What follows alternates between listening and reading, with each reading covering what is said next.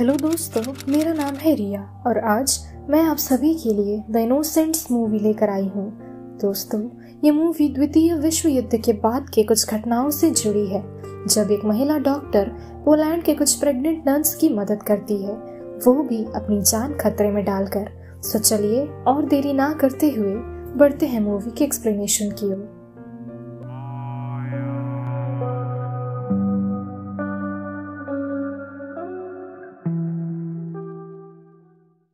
Movie की शुरुआत होती है 1945 में पोलैंड में। सिस्टर टेरेसा नामक एक महिला छिपते छिपाते अपने कॉन्वेंट से बाहर जा रही होती है। वह असल में डॉक्टर की खोज के लिए बाहर जा रही थी।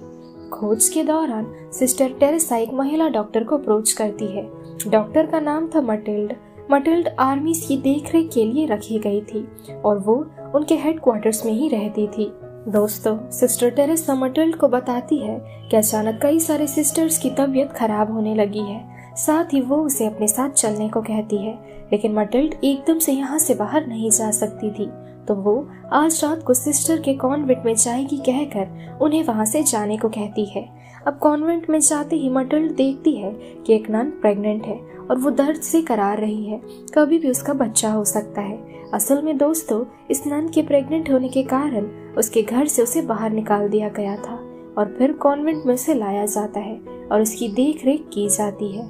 नन दर्द से चिल्लाने लगती है और ये सभी उसके मुंह पर टेप लगाकर उसकी डिलीवरी करते हैं। अब नन के शरीर में एक एंटीबायोटिक इंजेक्ट करने की जरूरत थी, तो मटिल्ड उसे पेनिसिलिन इंजेक्ट करना चाहती थी, लेकिन फिलहाल उसके पास पेनिसिलिन नहीं था, तो वो पेनिसिलिन लाने को जा रही थी।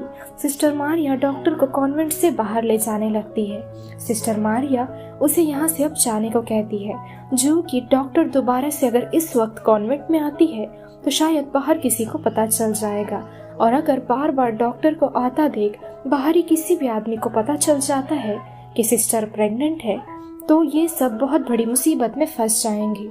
दोस्तों, मटिल्ड पेनिसिलिन लेने के लिए जा रही थी।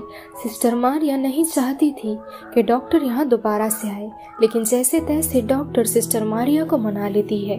अब जैसे ही डॉक्टर मटिल्ड अपने हेडक्वार्टर्स पर पहुँचती है, वो तब तक काफी लेट हो चुकी थी। उसके सीनियर डॉक्टर समझ चुके थे कि मटिल्ड हेडक्वार्टर्स में अब तक नहीं थी। मटिल्ड अपने सीनियर डॉक्टर से कहती है कि असल में उसे इंसोम्निया है, यानी नींद न आने की बीमारी है। वो कल रात ठीक से काम नहीं कर पा रही थी, इसलिए वो बाहर टहल रही थी। उसकी व्यथा सुन उसके सीनियर डॉक्टर उसे एक दिन की छुट्टी दे देते हैं। दूसरी तरफ सिस्टर टेरेसा कॉन्वेंट में एक डॉक्टर लेकर आई थी डिलीवरी कराने के लिए। ये बात उनकी हेड सिस्टर एबेस को पता चल जाता है। असल में सिस्टर टेरेसा ने अपनी हेड सिस्टर से परमिशन नहीं ली थी, इस कारण से हेड सिस्टर टेरेसा को सजा के तौर पर 7 दिनों तक एक कमरे में बंद करके रखते हैं। डॉक्टर मटिल्ड एक बार उस नन के बच्चे को देखना चाहती थी, लेकिन सिस्टर मारिया बताती है कि उस बच्चे को किसी ने अडॉप्ट कर लिया है, और अच्छा ही हुआ, क्योंकि अगर कॉन्वेंट में कोई बच्चा रहता है तो वो सभी बहुत बड़ी मुसीबत में फंस जाएंगे। दोस्तों, इस दौरान हेड सिस्टर को पता था कि डॉक्टर मटिल्ड इस वक्त कॉन्वेंट में मौजूद है। हेड सिस्टर मटिल्ड को अपने ऑफिस में बुलाती है। वो डॉक्टर मटिल्ड को बताती है कि असल में कॉन्वेंट की कई सारी नन्स को नाजी आर्मीज ने हैरेस किया था, जिस कारण से एक के बाद एक नन्स प्रेग्नेंट होती जा रही है। अभी भी कॉन्वेंट में और भी कई नन्स है जो प्रेग्नेंट है। वो और बताती है कि ये बातें हम बाहर फैलने नहीं देना चाहते हैं, इस कारण से अब तक किसी भी नर्स को डॉक्टर भी नहीं दिखाया गया है।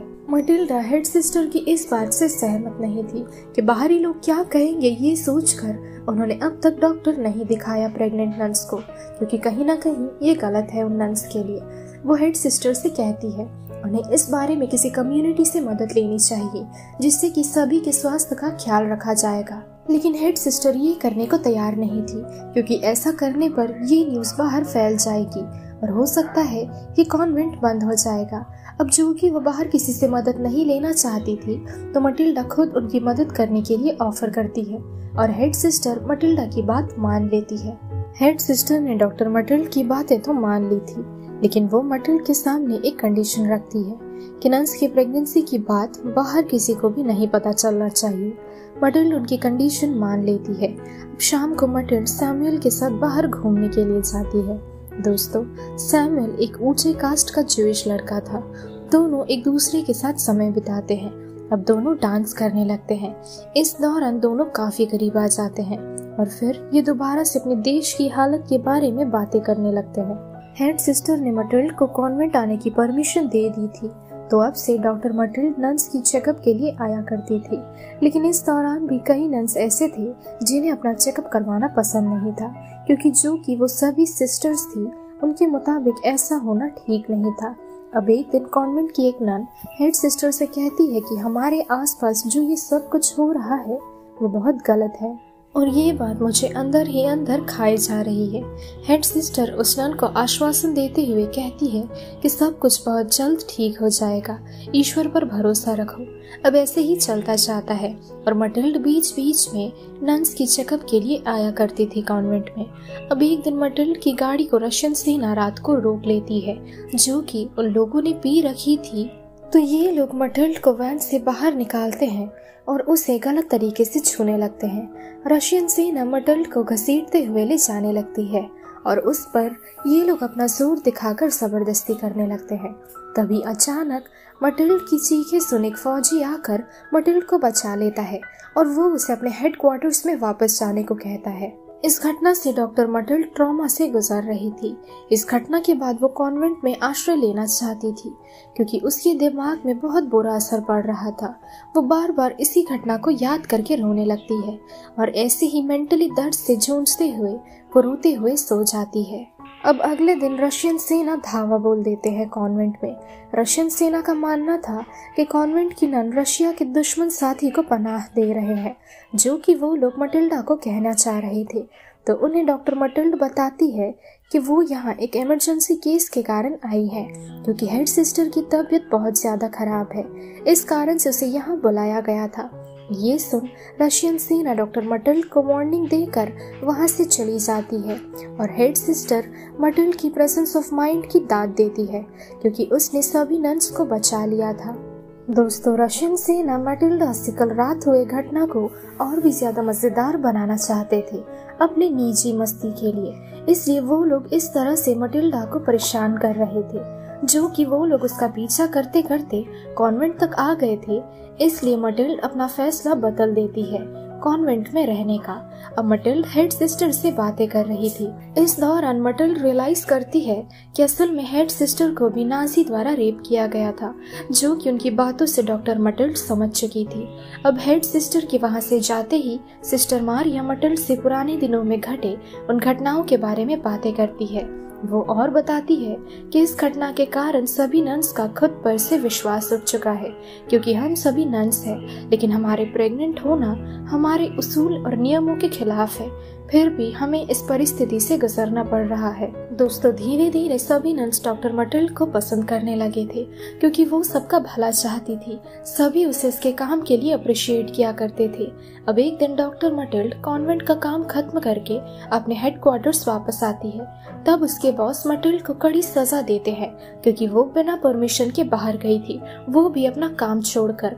वो मटिल्ड को याद दिलाते हैं कि मिलिट्री में डिसिप्लिन यानी अनुशासन रखना बहुत जरूरी होता है, लेकिन कई दिनों से वो इन चीजों का पालन नहीं कर रही है। ये देख सैमुअल भी थोड़ा परेशान था कि आखिर डॉक्टर मटिल्ड कामचोर क्यों बनती जा रही है। वो तो ऐसी है ही नहीं असल में, फिर भी ऐसा क्यों कर रही है। वो नोटिस करता है कि डॉक्टर मटिल्ड पॉलिटिकल पार्टियों की मीटिंग भी अटेंड करना चालू कर देती है, जो कि वो पहले नहीं किया करती थी। अब रात को मटिल्ड दोबारा से कॉन्वेंट में जाती है, लेकिन इस बार वो एक बाइक चलाते हुए कॉन्वेंट जाती है। अचानक वहाँ एक नई नन की डिलीवरी की जाती है। दोस्तों, इस नन को पता भी नहीं था कि वो प्रेग्नेंट है और आज एकदम से ही उसकी डिलीवरी की जाती है, क्योंकि अचानक से उसे दर्द होना शुरू हो गया था। दोस्तों, उसकी डिलीवरी होती है, लेकिन इस बारे में भी उसे नहीं बताया जाता है, जो कि वो बेहोश थी। लेकिन उसके होश में आते ही हेड सिस्टर उसकी डिलीवरी की बात उसे बताने का ऑर्डर देती है। डॉक्टर मटिल्ड हेड सिस्टर को ऐसा करने से मना कर देती है, क्योंकि वो नन रेडी नहीं थे इस बच्चे को लेने के लिए। इसलिए फिलहाल हमें इस बच्चे और नन के स्वास्थ्य का ध्यान रखना चाहिए, उन्हें मेंटली किसी भी तरह से प्रेशर नहीं देना चाहिए हमें। इस कारण से जोफिया नामक एक नन को इस बच्चे का ख्याल रखने का जिम्मा दिया जाता है। अब मटिल्ड हेडक्वार्टर्स की ओर निकल रही थी, तब वो सिस्टर मारिया से पूछती है कि क्या तुम अपनी जिंदगी या परिस्थिति को लेकर पछता रही हो। सिस्टर मारिया कहती है कि विश्वास में आशा होती है, वो भी बिना कोई शक के। दोस्तों, मारिया कहना चाहती थी भले ही वो अपनी जिंदगी में परेशान है, लेकिन ये समय टल जाएगा। साथ ही वो अपनी जिंदगी को लेकर नहीं पछता रही है। हाँ, लेकिन उसकी परिस्थिति से वो बेहद परेशान है। अब मटिल्डा वहाँ से निकल जाती है और उसके हेडक्वार्टर्स पहुँचते ही उसे पता चलता है कि यहाँ आधे से भी ज्यादा काम करने वाले लोगों को बर्लिन ट्रांसफर कर दिया जाएगा और बाकियों को फ्रांस भेजा जाएगा। लेकिन बाद में सैमुअल बेहद उदास था इस बात से, क्योंकि उसे अब मटिल्ड से अलग होना पड़ेगा। ये बात जानकर मटिल्ड भी बेहद उदास थी। डॉक्टर मटिल्ड को उदास देख सैमुअल उससे इस बारे में पूछता है, लेकिन मटिल्ड उसे कुछ भी नहीं बताती है। दूसरी ओर कॉन्वेंट में कई सारी नन्स की डिलीवरी का समय करीब आ रहा था। सिस्टर मारिया डॉक्टर मटिल्ड को इस बारे में कॉल करके बताती है।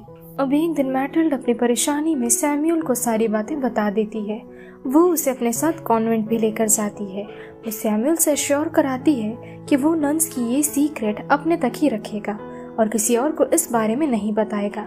मैटिल्ड सभी नन्स का चेकअप करती है और फिर वो एक बच्चे को देखने को जाती है जिसकी काफी दिन पहले ही डिलीवरी की गई थी और उसका नाम था हेलेना। दोस्तों, इस बच्चे के बारे में हेड सिस्टर को नहीं बताया गया था। उनसे ये बात इसलिए छिपा कर रखी गई थी क्योंकि हेड सिस्टर इस बच्चे के बारे में जानकर वो इस बच्चे को अडॉप्शन के लिए किसी परिवार को दे देगी, जो कि ये लोग नहीं चाहते थे। मैटिल्ड सोच रही थी कि वो इस बच्चे को सिस्टर जोफिया के परिवार के पास लेकर जाएगी और उन्हें ये बच्चा सौंप देगी, क्योंकि अगर ये बच्चा यहाँ रहता है तो हेड सिस्टर इसे अबॉर्शन के लिए किसी परिवार के हाथों दे देगी। ये बातें वो सिस्टर मारिया को भी बताती है, लेकिन इस बच्चे के साथ सिस्टर मारिया को देख लेती है हेड सिस्टर। वो सिस्टर मारिया को डांटने लगती है कि क्यों तुम अपनी संगत बिगाड़ रही हो, वो भी उस डॉक्टर के साथ मिलने के बाद। उसके साथ रह रहकर तुम अब मुझसे झूठ तक बोलने लगी हो। मारिया हेड सिस्टर से माफी मांगती है। साथ ही वो कहती है कि असल में हम तो पहले से ही ऐसे संगत में थे, किसी ने भी हमारी संगत नहीं बिगाड़ी है, खास करके डॉक्टर मैटिल्ड ने तो बिल्कुल भी नहीं।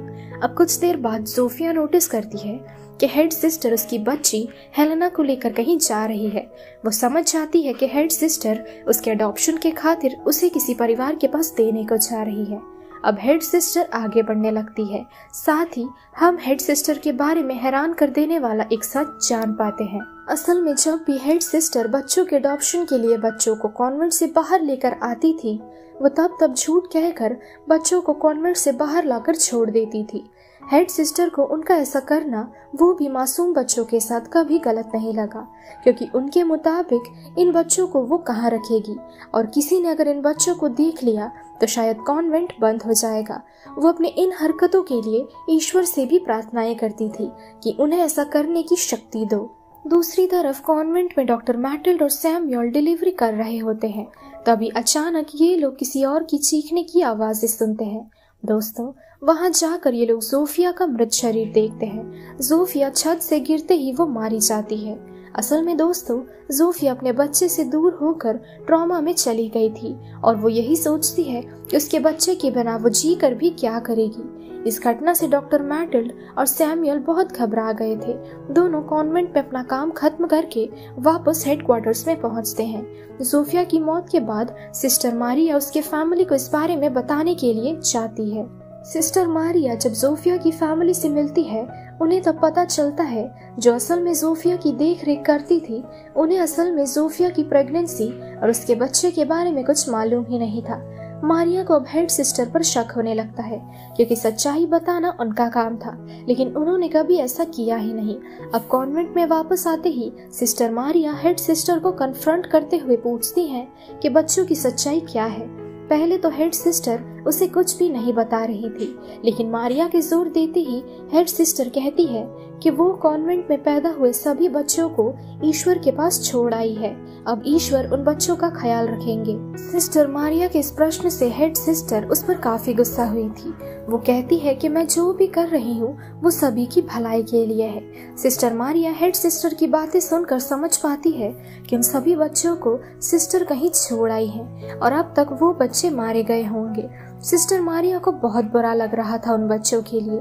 अब कुछ देर बाद कॉन्वेंट में 3 नन्स की लेबर पेन शुरू हो जाती है और उनकी भी डिलीवरी की जाती है। सिस्टर मारिया उन बच्चों को अपने पास रखती है, जिससे कि अब इन बच्चों को हेड सिस्टर बाहर ले जाकर ना छोड़ सके। इस दौरान मार्टिल्ड को तैयारी करने को कहा जाता है, क्योंकि उसका ट्रांसफर होने वाला था। दोस्तों, लगभग सभी नन्स यही सोच रही थी कि वो अपने अपने बच्चों को लेकर कॉन्वेंट से चली जाएंगी और अपने बच्चों को खुद पाल पोस कर बड़ा करेंगी। वो नन्स मारिया की मदद लेकर कॉन्वेंट छोड़कर वहां से चली जाती है। दूसरी तरफ मैटिल्ड तैयार हो चुकी थी पोलैंड छोड़कर जाने के लिए। इस दौरान वो नोटिस करती है कि कई अनाथ बच्चे जो हेडक्वार्टर्स के कर्मियों की मदद करते थे वो अब अकेले हो गए हैं, जो कि इन सभी का यहाँ से ट्रांसफर कर दिया जा रहा है। ये देख वो सोचती है कि इन अनाथ बच्चों की देखरेख कॉन्वेंट कर सकते हैं, साथ ही इन बच्चों के साथ वो सभी अपने बच्चों की देखरेख भी कर सकते हैं। वो कॉन्वेंट को एक अनाथ आश्रम बना सकते हैं, जिससे कि कोई भी बाहरी लोग उन पर शक नहीं करेगा कि आखिर ये बच्चे कहाँ से आए, क्योंकि सभी इन बच्चों को पहचानते थे, जो कि ये हेडक्वार्टर्स के कर्मियों की मदद करते थे। अब कॉन्वेंट में कुछ नन्स अपने बच्चों को अपने साथ लेकर वहां से चली जाती है, साथ ही कुछ नन्स अपने बच्चों को कॉन्वेंट में ही छोड़कर वहां से चली जाती है। अब doctor Matilde for the last time convent में आकर अपनी आइडिया सभी नन्स और हेड सिस्टर के सामने रखती है। सभी को डॉक्टर मैटिल्ड का ये आइडिया बहुत पसंद आता है और वो सभी अब हेड सिस्टर को इस बात की परमिशन देने का दबाव डालने लगते हैं। हेड सिस्टर मजबूर होकर इसकी परमिशन दे देती है। अब डॉक्टर मैटिल्ड वहां से चली जाती है। इसके 3 महीने बाद कॉन्वेंट एक अनाथ आश्रम बन चुका था, जहां बच्चों की चहचहाहट भरी थी। सभी नन्स और बच्चे यहाँ खुश थे। सभी का पालन पोषण बहुत अच्छे तरीके से नन्स द्वारा किया जाता था। सभी खुश थे, क्योंकि डॉक्टर मैटिल्ड के उस आइडिया के कारण नन्स अपने बच्चों के साथ रह सकी और किसी को भी जवाब देने के लिए अब ये नहीं कतराती है। इन सभी की जिंदगी का वो कठिन पल गुजर चुका है और अच्छे पल आ चुके हैं। जैसा कि सिस्टर मारिया ने कहा था, विश्वास में आशा होती है, वो भी बिना शक के। अब मूवी के आखिरी सीन में कॉन्वेंट के सभी बच्चे और नन्स एक साथ फोटो खिंचवाते हैं और इसी के साथ ये मूवी यही खत्म हो जाती है।